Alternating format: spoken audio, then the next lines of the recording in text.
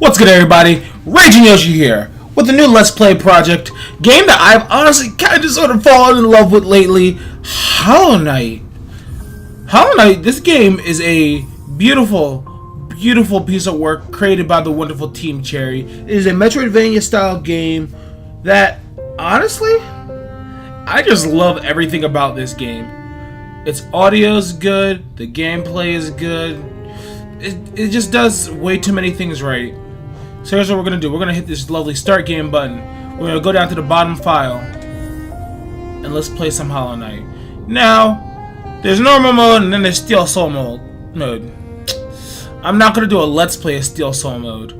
What I'm going to do is, once we complete our Let's Play going through everything in the game, my plan is to do some live streaming of us doing Steel Soul. But that will come when it comes. In wilds beyond, they speak your name with reverence and regret. For none can tame our savage souls, yet you the challenge met.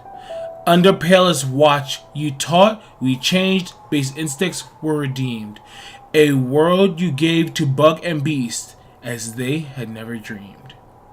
From Elegy of Hollowness, by Monomon the Teacher.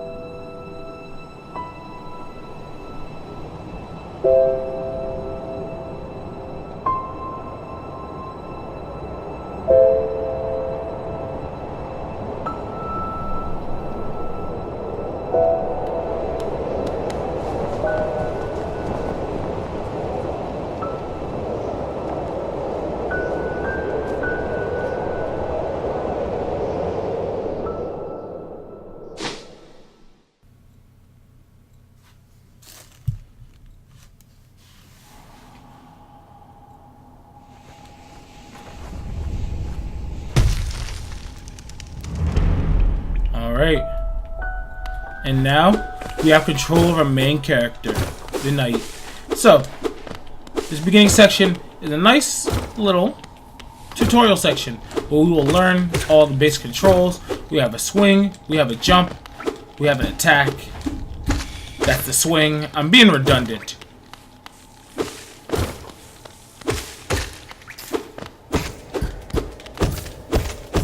So, this game takes a lot of inspiration from a lot of other games. And honestly, because of the way that they do everything, it doesn't feel like they're ripping things off. It feels very greatly like they took inspiration and twisted everything into this beautiful masterpiece. Higher beings, these words are for you alone. Your great strength marks you among us. Focus your soul, and you shall achieve feats of which others can only dream. Collect soul by striking enemies. Once enough soul has been collected, hold B to focus soul and heal. So, as we hit enemies, you see there's a little meter up in the top left corner. It will get bigger as we hit enemies more and more. So, that meter can be used to heal us. Essentially, once that meter fills up, we get 3 full charges of soul. So we'll be able to do 1 heal per charge.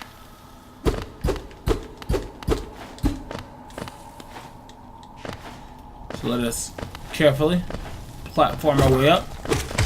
Whoop. That thing just killed the mess out of that guy. And here. So this is one of the first very interesting things we're going to be encountering throughout the game. This is lifeblood. When we find lifeblood and we break it and smack the little buggies that crawl out of it, we will get temporary hit points. Those little masks are hit points. The little blue ones are the temporary ones that we got from the lifeblood. It's always useful to have a few of those. Ah, yes. Falling. You will sometimes fall. There are things that will occasionally collapse as you walk over them. Higher being, these words are for you alone. Within our lands, do not hide your true form. Let all bask in your majesty, for only this kingdom could produce one such as you. So, first secret of the game, we have Fury to Fallen is our first charm. If we are sitting on a bench, which saves our progress, we can equip very powerful charms to make us even more powerful. Fury to Fallen is the first of many charms that we will encounter throughout the game. And we are going to use this, probably to our advantage. There's a lot of different things you can do with the charms in the game. They basically change the way we play and give us advantages, and sometimes they give us trade-off. Oh, yeah, sometimes. Jeez, English, I speak it. In some cases, we will get trade-offs. Now, one cool thing you probably noticed is there are spikes here. Now, these spikes will not kill you in one hit, but they will send you to the last spot you touch the ground. But, because these spikes have a hitbox on them, we can do what's called a pogo off of them. To pogo off things, just hit downwards. You can pogo off just about anything that has a hitbox. You can pogo off spikes, enemies, even explosions from enemy attacks. So always keep that in mind, that is always an option. Some jumps that look out of reach might be a lot closer than you believe. Higher beings, these words are for you alone. Beyond this point, you enter the land of King and Creator. Step across this threshold and obey our laws. Bear witness to the last and only civilization, the eternal kingdom, Hollow Nest.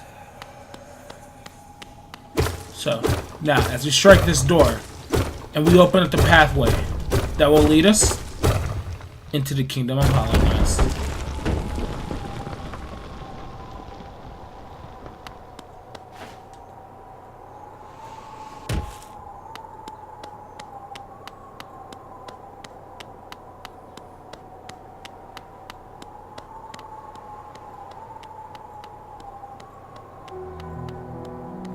Dirtmouth, the fading town. Hello there, traveler. I'm afraid there's only me left to offer welcome. Our town's fallen quite quiet, you see.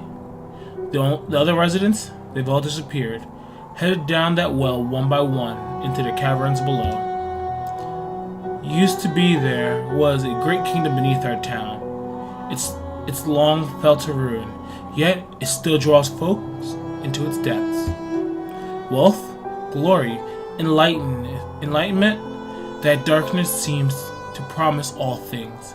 I'm sure you too seek your dreams down there. Well, watch out. It's the sickly air that fills the place. Creatures turn mad, and travelers are robbed of their memories. Perhaps dreams aren't such a great thing after all. So here, we have found one of the first big mechanics of this game, benches. If I rest on this bench, I lose my two temporary health points, I guess. Now, by hitting the select button on my controller, I get access to my charms. I can equip a charm to change the way that I play somewhat. Here we have Fury to Fallen, embodies the fury and heroism that comes upon those who are about to die. When close to death, the bearer's strength will increase. I'm going to put this on. We're probably not really going to use it for much longer. It basically says if we're low on HP, we will deal more damage. So let us move forward. Here's the well that Elderbug has told us about. But past the well, we see a mighty wall and a door with a simple lock. Let us keep these in mind as we venture forward. Down the well we go.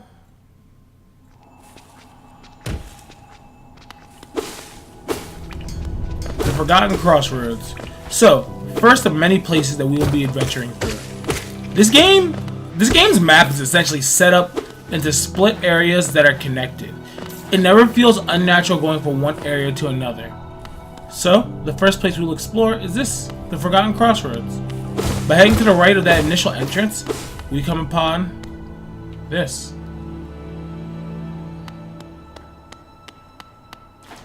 Temple of the Black Egg. Hello there! How delightful to meet another traveler on these forgotten roads.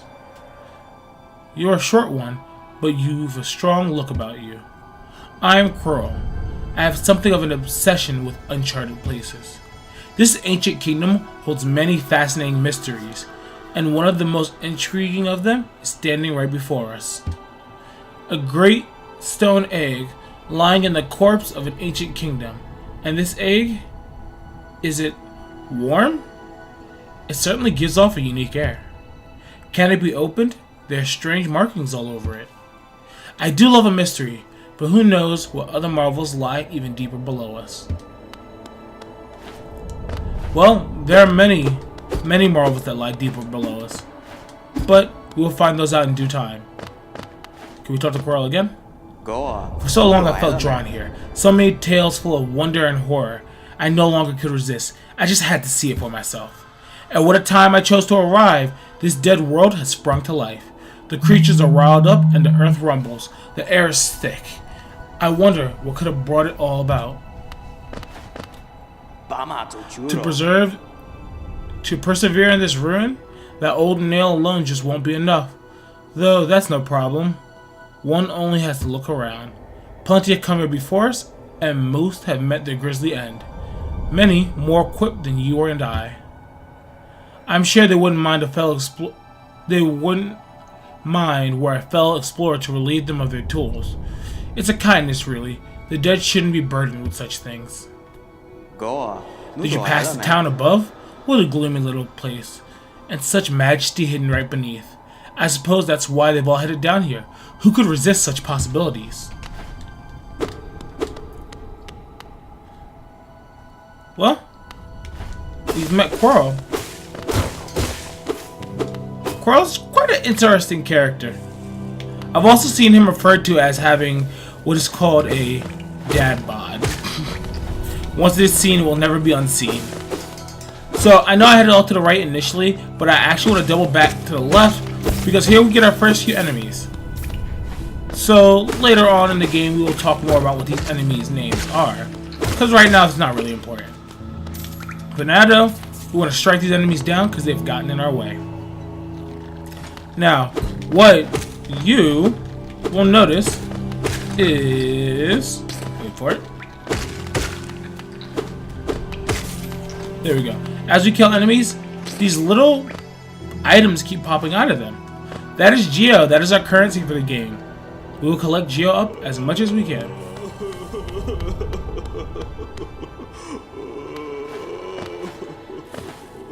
That right there is the Grub Father. As you can see, all of his children are gone. This is one of many side quests we're going to encounter, but we'll talk more about this later. So, as I said before, if you're above enemies and you hit downwards, you can pogo off of them. Take advantage of this. It's really useful, especially if you have a tankier enemy that you can just kind of stay above. Oh my god. Ow. As you see, when you do take a hit, your screen does flash darker for a moment. Be very careful of that. And don't let yourself get hit too many times in rapid succession. Alright, let's keep dropping downward. We're exploring pretty well. So if you look here, there's a nice little paper on the ground right here. And who's this guy? Ah, hello there. Come down to explore these beautiful ruins? Don't mind me. I have a fondness of exploring myself. Getting lost and finding your way again is a pleasure like no other. We're exquisitely lucky, you and I. I'm a cartographer by trade, and I'm working on mapping this area right now. Would you like to buy a copy of my work so far? Sure, we will buy a copy. So, we have acquired a map. Holding LB will allow us to view the map of the current area. The map can be a useful thing, but it alone won't show you where you are. If you are not the head for other directions, I suggest purchasing a compass for my wife, Zelda. She's just now opening our new map shop in Dirtmouth, selling all sorts of things to wanderers like yourself. She'll even sell some of my old maps from time to time. I'll pop back to see her whenever I finish mapping this area. She's always so excited to see me. So, hitting L1, we get a map of the area, but this map doesn't really tell us much. Which, that's unfortunately how this map is going to be for a little bit. But, well, we can kind of tell where we are on the map, so we're going to use that information to kind of guide us in where we want to go. I actually want to go down and to the right here.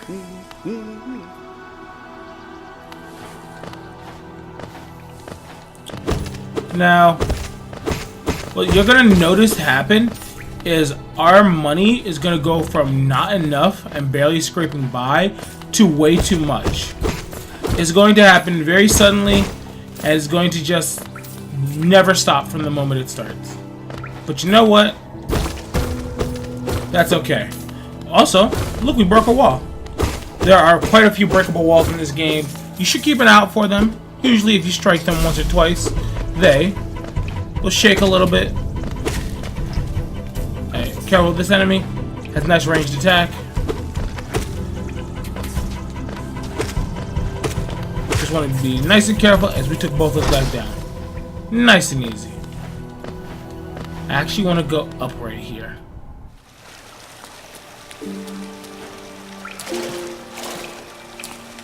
We found a bench, so I just want to save here.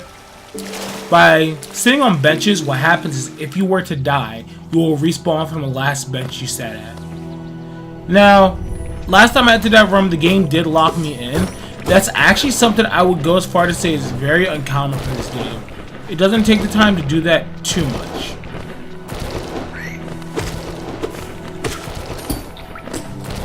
We want to be nice and careful. Get this geo down here. As I said, for the time being, we're not gonna have like the most geo, but we still want to be careful. There's gonna be like a certain point playing through this game where we're gonna go from barely having enough geo to get by to having entirely too much. I believe I want to go over one more room, and then I want to scale upward just a little bit.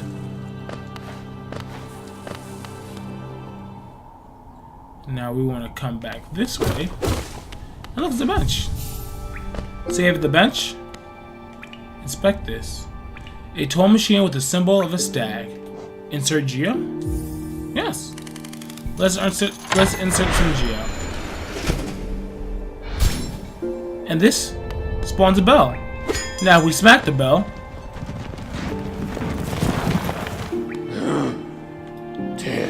Greetings, little one. It's been an age since I last heard the ringing of a station bell. It echoed down the stagway and called me to you. I've grown stiff and tired over the many years, and I've forgotten much, but the sound of that bell will always call me back. These stagways stretch the depths of Hollownest.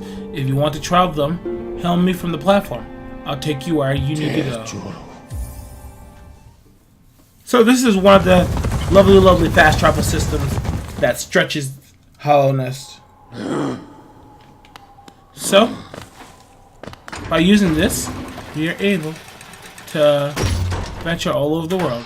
And hitting that switch brings us back to Dirtmouth. So long as it's a stagway, we can always get back to Dirtmouth. Bapanada. Come to buy a map, have you? It's really my husband you should be dealing with. But what a surprise, he's headed down below. He'll pop back occasionally to deliver new maps for the store, but I do wish he'd spend a little more time up here.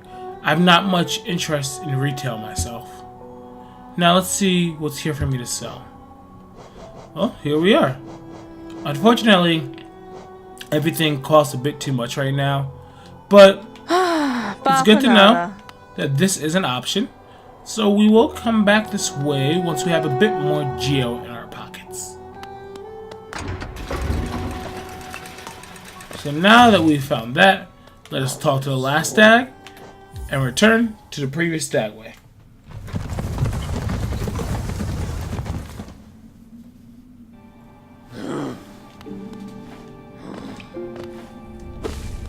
So, luckily I'm okay with maps to a degree, so I don't quite need a super detailed map to understand where I need to go to get around. I heard a sound. So, as you saw when I struck this wall, it's shaking. So keep hitting it, and we find a fake wall behind. And here, we have one of the kidnapped grubs. So that's the first of many. Oh, it is the first of many. Here, we have a switch. Hit that, it opens up a little shortcut for us. Going to the right here. As much as I'd love to keep going this direction, we cannot see what we're doing. So let's not mess with that. Let's just get down here and continue our pathway to the right. I mean, the right. Oh my goodness. I said right, and this is the left. Got a big enemy down here. This dude's not exactly the easiest dude to fight.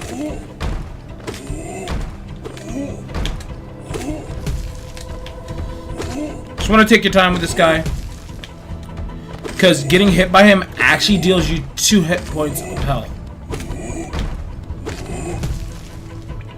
Later in the game, these guys will become much easier to deal with, but at this point in the game, if you're not careful, this guy will jack you up. And so back to some basic enemies. These guys like to shoulder charge you.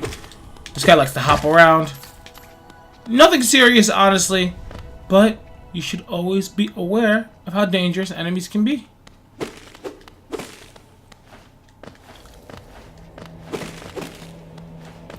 So now, let us head this way. And what awaits us here? Got some enemies. Dang it, I got hit. Don't want that. And now, let's just pass through this area. Alright, so this is the first boss of the game. This is the False Knight. This is essentially the intended first boss of the game. What you want to do is just carefully wait for him to swing his arm back, and when he swings his arm back, he will launch his mace forward and strike you. When that happens, step back, jump over the shockwave, and then step forward for the attack again. After you do enough damage to him, a little white part of him will pop out, and it will deal. And you want to deal some damage to it. In reality, that is the real boss. You do want to be careful. If you can, when he jumps in the air, try to get under him, especially if he's jumping forward.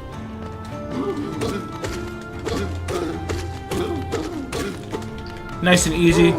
Well, after you do your damage on him, he's going to throw a temper tantrum, so step away from him while he does that. Okay, step back. Jumping backwards. He's going to send another shockwave. So he's going to jump backwards again. This is another shockwave attack. Get in his face. Hit him some more. Alright, shockwave coming. When he jumps, he doesn't send shockwaves. When he doesn't jump, that's when the shockwaves come. That's the easiest way to figure out what his tells are. He's going to throw one more temper tantrum now after we've beaten him up 3 times. And then he breaks the floor.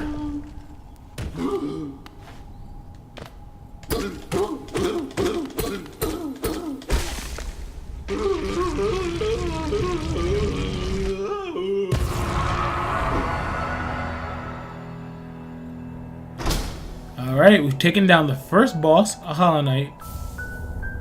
And we got the city's crest. Now, I could just leave this room. Of course we could just leave the room and go and adventure forward. But oh no, I want to admire this lovely armor. What?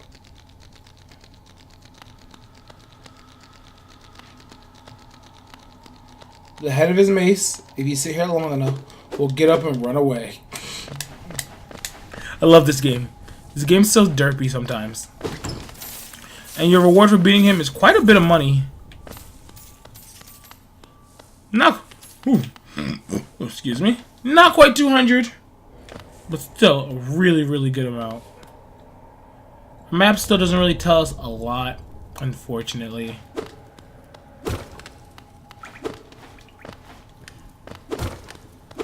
but it is good information to know. And now, while we're here, let's head up this way.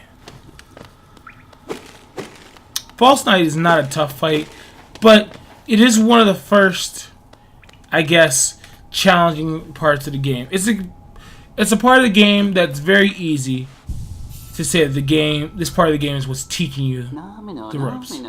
Or, what is that creeping out of the darkness? My, you are looking grim. A strange empty face and a wicked-looking weapon. Something important has drawn you down into Hollow Nest's corpse. But I won't ask what.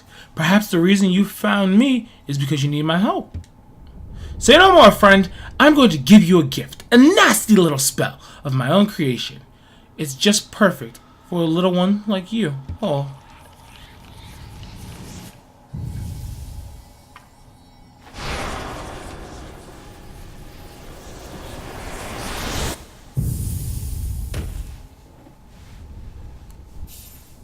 Vengeful Spirit consumed. Tap B to unleash the spirit. Spirit depletes soul. Replenish soul by striking enemies. So, now we wake up. That thing knocked us out. Why are we in a cage, man? Oh, you've woken at last. I apologize. Perhaps I should have warned you about the power of that spell. I was watching over you as you slept, but it seems to have slipped away from myself. Oh, now you're awake. I was wondering whether you would do me a small favor. Not as repayment for my gift, simply just because we're friends. You see, a horrid beast has made its home in the heart of this temple. Such disrespect. I would be quite grateful if you were to venture deeper in and slay it for me.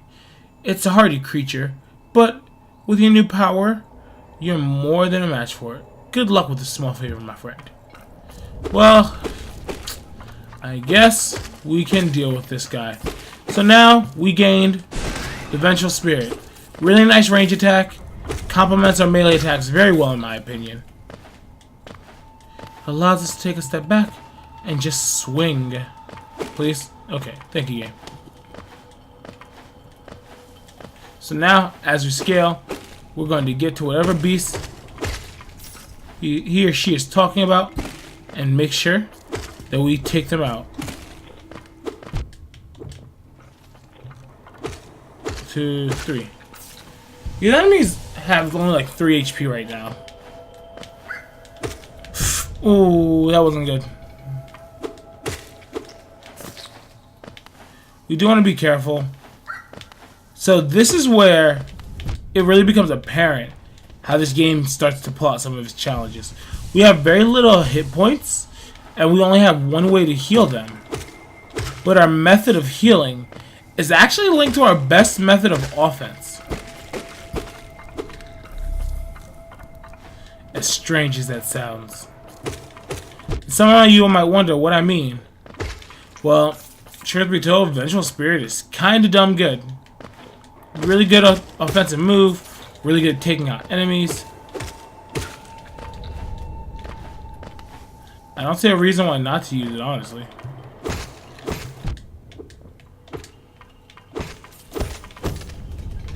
Alright, we're down 2 hit points. Let's be careful. We also have some lifeblood in front of us.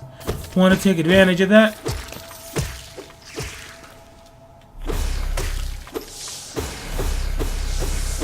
Whenever you see these lovely phallic statues, make sure you hit them. They will replenish your soul gauge.